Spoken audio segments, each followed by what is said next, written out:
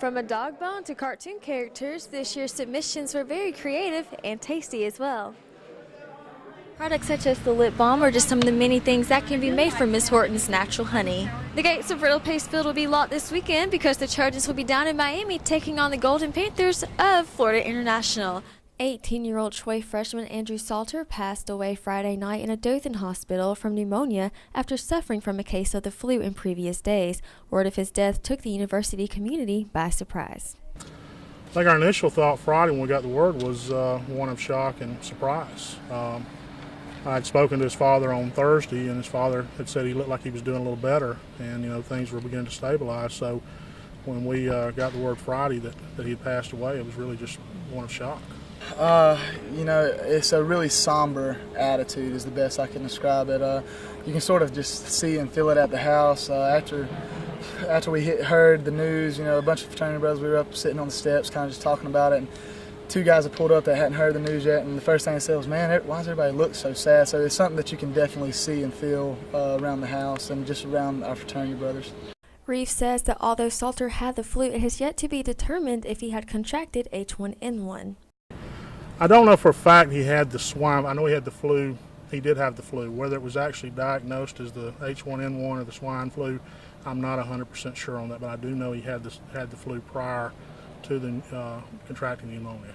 Salter had just started classes at Troy in the fall of this year. He was a pledge in Pi Kappa Phi fraternity, and although his time at Troy was short, fellow fraternity members say they will remember him. That's something I've tried to share with some of the brothers and some of his pledge class. We'll be in mourning for a while, and we're all planning on attending the funeral and showing our respects. But while we'll always remember Andrew and we will always have something to remember him, eventually we've got to kind of just not let it hang over our heads.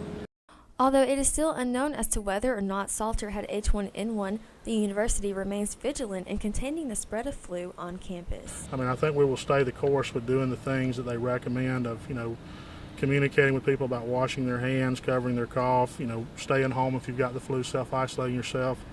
Other things that we've done is we've placed, hand sanitizers in the buildings. We put hand wipes in all the computer labs, stuff like that to prevent the spread of this type of thing. Racism is one of the most common forms of discrimination, and according to a survey done by Troy student Benjamin Maxwell, many students feel that racism is an issue on Troy's campus.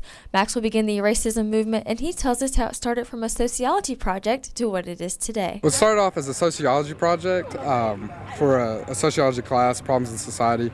The project was pick a problem in society and do something about it.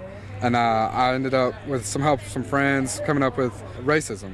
So we're going to try to impact racism on campus or in the local community. On Wednesday, Maxwell and supporters from the organization NAACP were outside of the Trojan Center spreading the message of e-racism. Maxwell explains how students were able to become a part of the movement. Students signed a pledge stating that they don't have a problem with people's race or color, and they don't judge people by that, but judge people as individuals.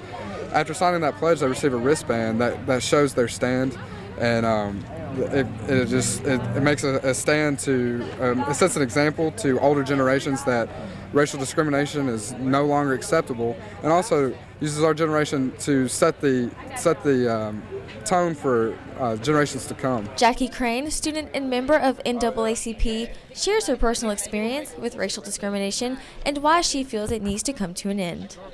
Racism is personal to me. I lost half of my family when my son was born. He's biracial. His dad's black, I'm white, and my dad's side of the family didn't want to deal with that, and so I think that it's something that people need to go over because it can be very hurtful. Maxwell tells how he hopes e-racism continues on Troy's campus. We hope it catches on. That's one of our goals with our Facebook page. We hope more people will join our Facebook page and suggest that to their friends, and it just grows from there and word spreads. The NAACP, who's done nothing but support this project since it started, is hoping to make it an annual thing and just keep it going. Tuesday night, the College of Communication and Fine Arts held the Edible Art Exhibit. The exhibit is a benefit event for the Troy Arts Council and the Johnson Center for the Arts. Richard Metzger, Executive Director for the Johnson Center of the Arts, tells us about the event. I think that this is a really lively event. There's a lot of synergy and activity with this event, and that does make it a lot of fun. From a dog bone to cartoon characters, this year's submissions were very creative and tasty as well. Brennan White, a Troy student, tells what inspired him to enter his creation into the exhibit. Inspiration for the piece was my dog I had myself, because he took a bite out of something. I thought it'd be nice to have a dog bone and change it into a cake bone. The Best in Show award went to Charlotte Stokes, whose toaster creation proved to be most memorable to the judges. Stokes tells her reaction to receiving the honor. It was very surprising. There's a lot of great entries, a lot of great ideas, and so I was very much shocked, but excited. Guests of the exhibit were given many tasty creations to try for themselves, from green eggs and ham to scary faces, creative takes on seafood, and even body parts. The creativity of faculty, staff, and students was on display for a good cause. Even though it seems like we just put away our Thanksgiving dishes, the City of Troy wants to get people ready for the next big holiday tonight.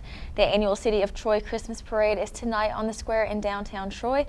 The parade kicks off the holiday season, including the lighting of the official city Christmas tree. But at the same time, many Iraqis are nervous about what will happen now that American forces are no longer patrolling the streets of the country's cities. Tara Mergener reports from Washington. Students participating in Troy University's Impact Orientation had a chance to have a little friendly competition with each other Monday night. Last in state news, authorities say Walker County has reported 21 cases of whooping cough so far this year, with the worst outbreak in the Carbon Hill area. Authorities also warned that the entire state has been experiencing an increase in the disease, which is potentially fatal to infants. In 2008, 92 cases of whooping cough were reported statewide. So far this year, 148 cases have been reported in Alabama.